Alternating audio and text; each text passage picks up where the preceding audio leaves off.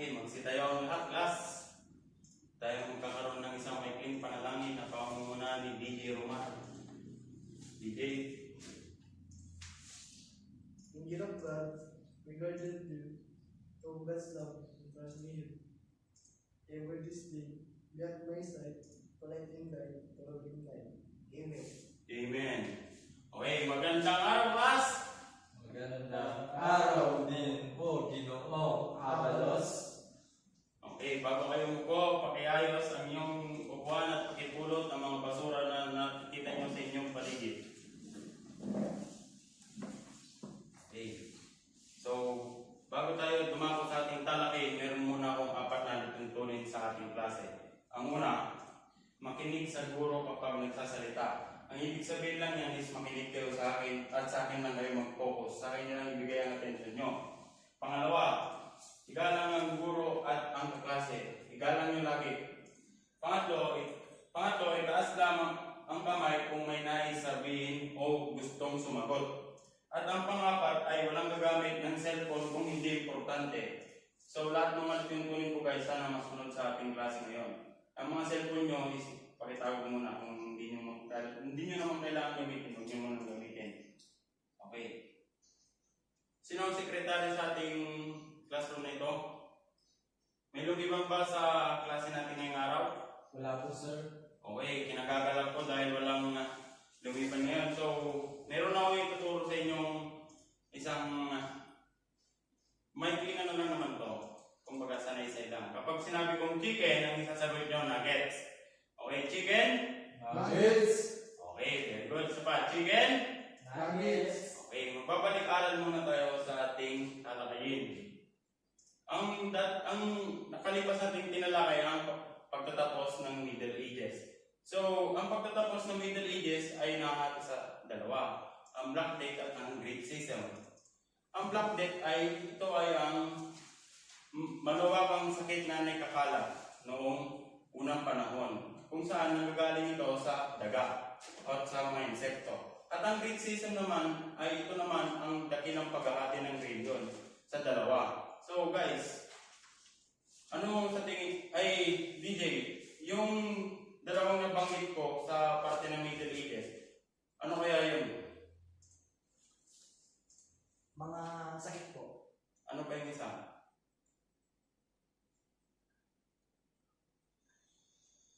Pagkali ng radio. Okay, tama. Bigyan natin si DJ ng 3 palakpak na nakangiti. Okay, 1, 2, 3, go! 1, 2, 3. Okay, tutungo na tayo ngayon sa ating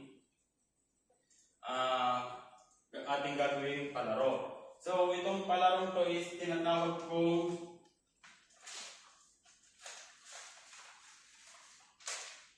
ayusin mo ang magulong larawan ko. So guys, meron akong panuto. Ayusin ang mga magugulong larawan na ibibigay at hatiin na sa 3 pangkat ang klase. So, ikaw ang group 1, at ikaw ang group 2, at ikaw ang group 3. So, ngayon class, nandito sa harapan ninyo ang 3 mga larawang magugulo. Bibigyan ko lamang kayo ng 2 minuto para idikit dito ang mga larawang ito. So, timer starts now. Pwede nyo na buuin. Mamili na lang kayo sa 3 kung ano.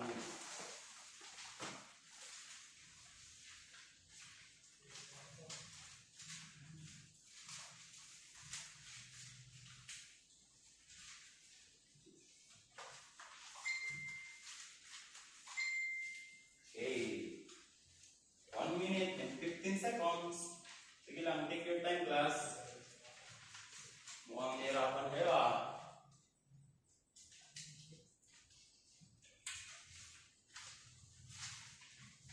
Okay. 40 seconds.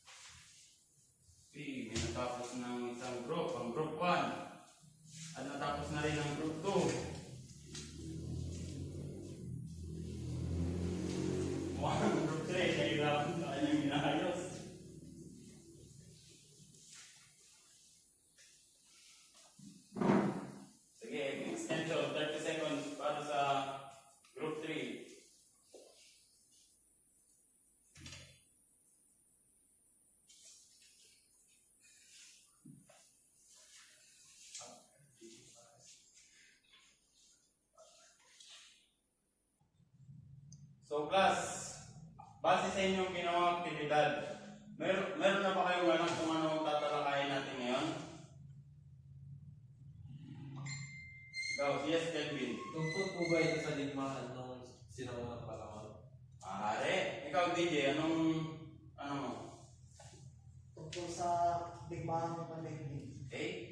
Ikaw naman, Jobber. Tungkol na World War. Lahat ng sinagot niyo sa akin ay tama. So, ang ating tatalakayin ngayon ay epekto ng unang digmaang pangdaigdig. Ito ang ating tatalakayin ngayon.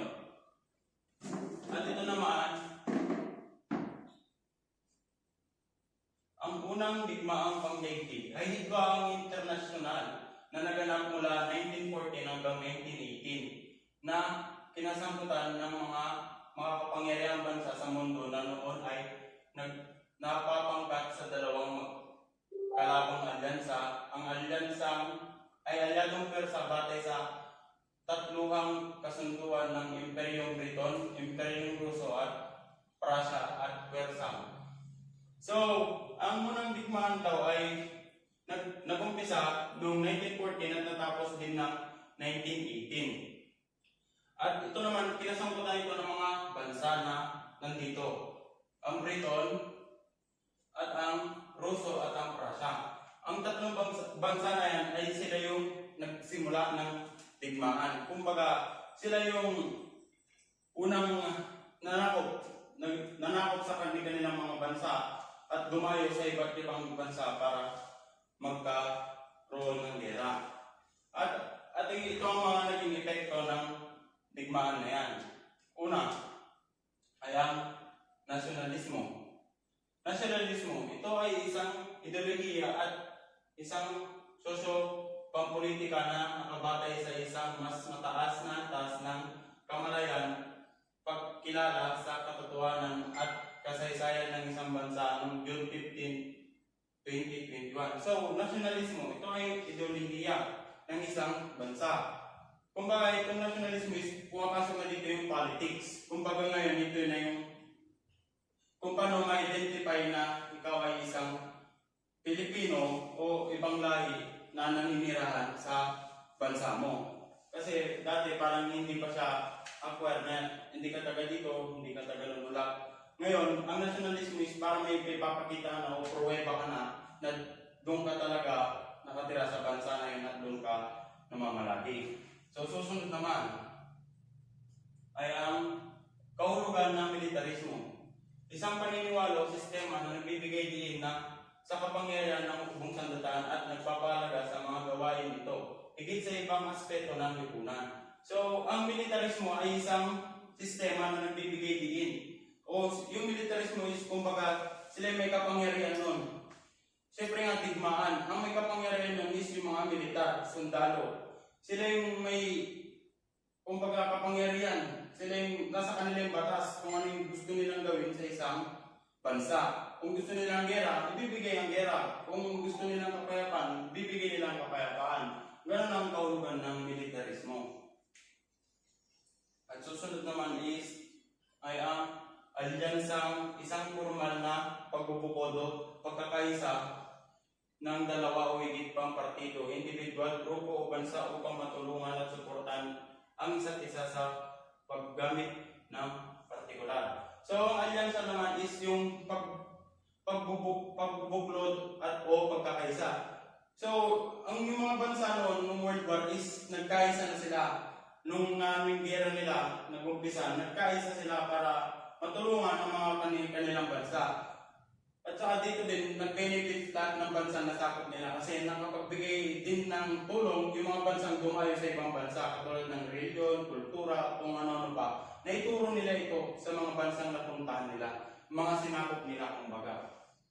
At susunod naman ay ang noong ika-28 ng Hunyo 1914, si Archduke Francis Ferdinand, tagapagmana ng trono ng Austria, ay dumalo sa Serbian of Bonsha. Siya ay pataksin na pinatay ni Gavrilo Princip, isang Serbian na naninira sa Bosnia na prinsipe at ang kanyang kasama ay kabilang sa The Black Hand, isang grupong nagnanais na palayain ang Serbia mula sa pananakop ng Austria. So dito na guys, yung nabanggit kong yan is doon na papasok ang World War II. So dahil sa pag-assassinate kay Archduke, doon na naman nagsimula ang gera. Doon na naman pumasok yung mga isip-isip ng iba't ibang bansa kung bakit ginawa nila yun sa isang tao na yun, na si Archduke. Bakit nila pinatay, ano ang kasalanan niya.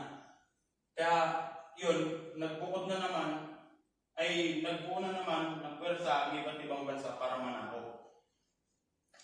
Nagkinala ang Austria na may kinalaman ang Serbia sa pangyayari at agad nagpadala ng ultimatum na Austria sa Serbia. Ang itinalaga sa ultimatum ay hindi naging katanggap-tanggap sa Serbia, kung kaya inumungkahi nitong isabuni sa Hague Court ang suliranin. Hindi nasiyahan ang Austria sa kasagutan at noong ika-2 ng Hunyo at 14 ay nagpahayag ng digmaan laban sa mga bansa. So doon na guys, yung sinabi ko kanina, doon na pumasok yung digmaan ulit. Wala na naman pagkasundo na nangyari. Hindi na naman sila nagkasundo dahil yung isang bansa, isang ninanais na gera na naman. Yung isa naman gusto muna imbestigahan kung ano ba yung nangyari, kung bakit ba pinatay si Archduke. Pero nagpumilit ang isang bansa na sakupin agad yung susunod, yung isang bansa para magkaroon ulit ng digmaan. Kaya nabuo ang World War II.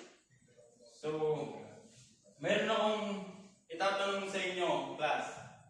Meron bang magandang naidulot ang World War I sa atin?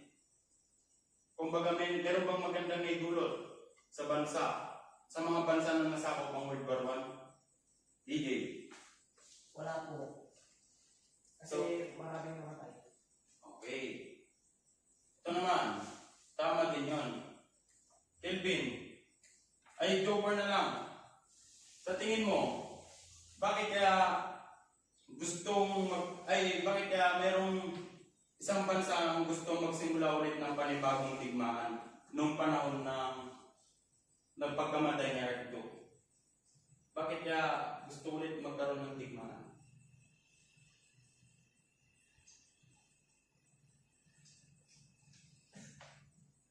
Dahil sa pagkamatay ni Archduke. Okay, tama. So yun nga, sinabi ko nga, hindi sila nagkausap-usap para nagkamalabot lang sila. Kaya yung isang pan gusto ulit ng digmaan. So mukhang maintindihan nyo naman ang ating discussion ngayon guys. So magkakaroon tayo ng group activity na hatiin ko muna kayo sa dalawang grupo. Ito ang group 1 at ito ang group 2. So,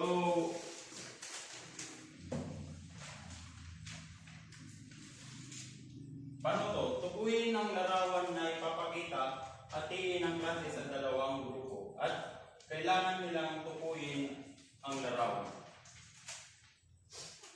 So guys, sa tingin nyo, ano sa tingin nyo ang mga nasa larawang ito?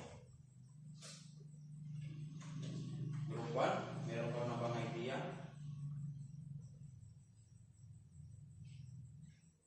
Group 2.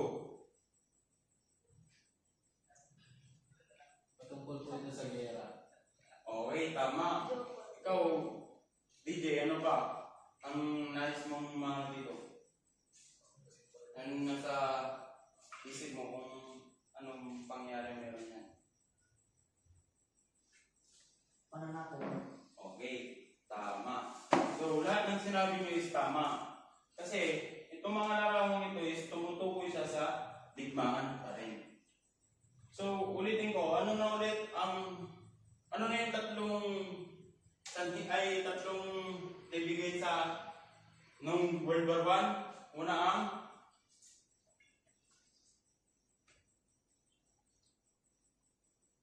ano na yung una?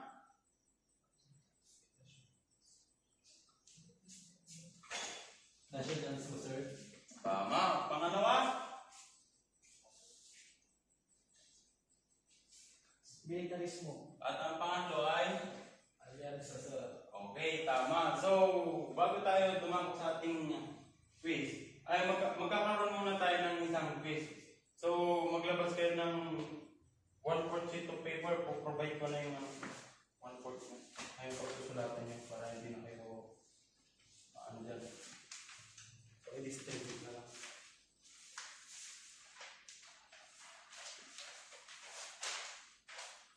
So, handa na ba kayo? Okay. Paano to? Ayusin ang sumusunod na downward words upang makabuo ng tamang salita o pakilanan na nagugnay sa ating aralin. So, I give you 5 minutes to answer.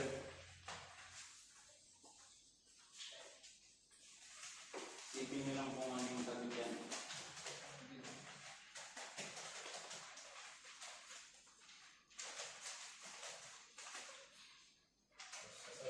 Sir, tapos na po. Okay, pakipasa na sa akin ng mga papel nyo. Mukhang nag-aaral kayo mabuti. So, class, maglabas ngayon kayo ng isang notebook at ballpen para sa inyong takdang aralin. I-dictate ko na lang ang iyong takdang aralin. Okay, ready na ba kayo? So, ang iyong takdang aralin ay basahin